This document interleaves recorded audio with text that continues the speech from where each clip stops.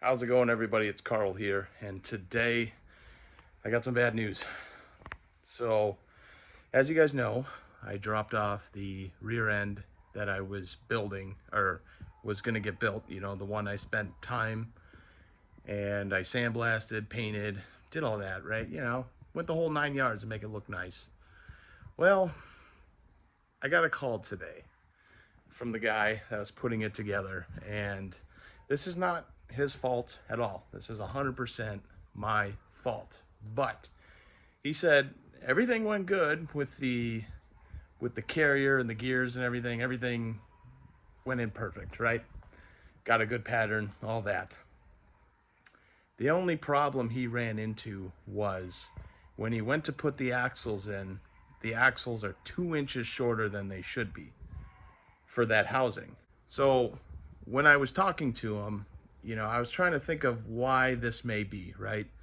And he was telling me he thinks it's a 93 to 97 Camaro or Firebird rear end, which would explain why it's 2 inches longer, right? And, it got me thinking, so I had to do some research because it had the aluminum PBR calipers on the back, right? Which is a 1LE package for the 3rd gen. So, I'm thinking, why is it like this, right? And so I searched forum after forum after forum, and I got my answer that I needed. I didn't know this, but the PBR aluminum calipers, they use them on the 1LEs, right? In like 89, 90, those years, right? Well, they kept the same, they used the same calipers and rotors for the 93 to 97 Camaro and Firebirds. Oh, did not know that. And that explains why there was a sensor hole on top. That is for, I don't know if it was for traction control or ABS. I don't think so, because I think the axles would have had the ABS. But that was definitely a speed sensor for sure. And that is what the 93 to 97 Camaro and Firebirds had, was a speed sensor on the rear axle. So, the unfortunate part is, I have to rip out the current rear end in my Camaro this weekend and bring it to him on Monday. And I'm going to get charged double the labor to swap all the new shit he put in over. Probably have to buy new bearings and new seals and all that.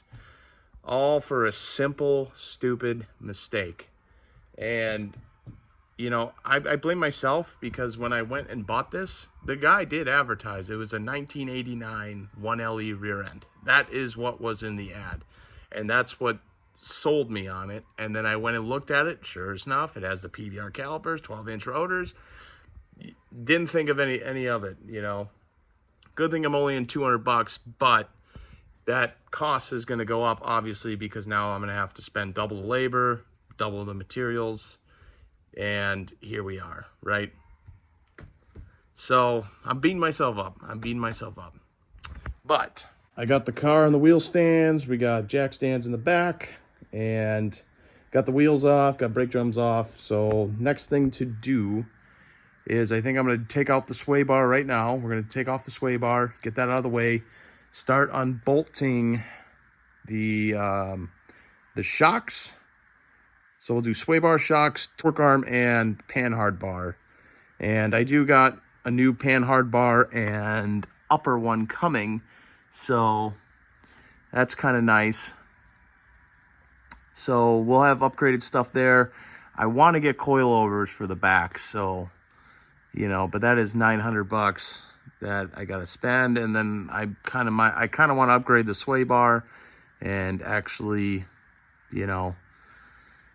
get it nice and looking good, instead of just being this rusty thing that hangs out in back, So there's a lot to do, but first things first, we got to get this rear end out, and we have to at least get the drum brakes tore off, and for the guy, and drain the fluid and all that, take the diff cover off, clean that up, because we're going to reuse the one on here, and get this rear end over there so he can get it built as fast as possible. Yeah, so let's start getting cracking on this. All right, we got the sway bar out. It's pretty easy, you know. Nut and bolt, 4 nuts, and another nut and bolt on the other side. Pretty easy.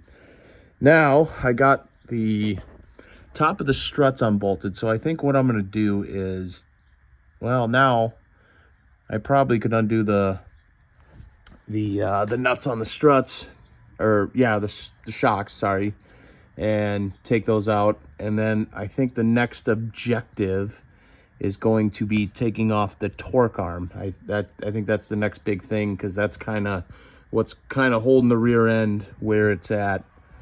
And yeah, we'll go on from there. All right, so quick update. So we got the shocks off, we got both panhard bars off, I got the torque arm off underneath the car. So all that is left is brake lines, drive shaft, control arms, and then the whole rear end should be able to pop right out. Alrighty, so I just kept going to town here. So as you can see, I got backing plates off, I got axles out, I got the fluid drained, and I even took out I don't know, the pinion, whatever. Yeah, you get what I mean. And then we got a bunch of stuff over here. We got springs, control arms, diff cover. I mean, just everything, all the brake shoes. We got the emergency brake cables off. I mean, we did a lot. I mean, I literally just went to town. So tomorrow, the plan is to degrease this unit. It is filthy because we had axle seals leaking, and it's gross. Good thing I still got a bunch of degreaser, and we're gonna scrub, rub-a-dub-dub, and wash it, rinse it down, get her nice and clean for the guy, and I think we should be set, other than me paying for double the labor, but whatever. But whatever, it is what it is. And then also looking at this rear end too, I can already see why, when I was looking at my brake kit that I got, the disc brake kit that I got for this, the mounting flanges are different on both rear ends. So I have no choice but to go with this one, because now everything is going to fit right. Because I can see why there was a little shim, because it's supposed to space out from here. I mean, it all makes sense now. So yeah, we're going to degrease it, and then I'm going to have them build it, and then we are going to go ahead and paint it again. We're going to paint another rear end again. Even though I wasted my time with the first one, we're going to do it again and make it look nice, and then we're done. We're done. And we're not going to worry about it anymore. So I guess I'm gonna head to bed. It's getting pretty late, so I will see you guys in the morning. All right, so I got the rear end all degreased. It's fairly clean. Obviously, it's gonna need a paint job, but I got to send it out, get assembled first, and then we'll probably just wire wheel it and get it, you know, somewhat decent. You know, I don't really want to sandblast it, because once I get all the new bearings and stuff in, you know, I don't want to run into having bearings getting, you know, destroyed because of sand particles still in the housing. But that's okay. You know, this rear end is not as scaly as the other one, which is nice.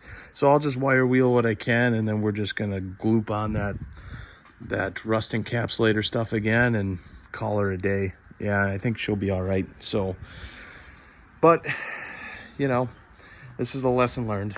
Thanks for watching, everybody. I'll see you guys in the next one.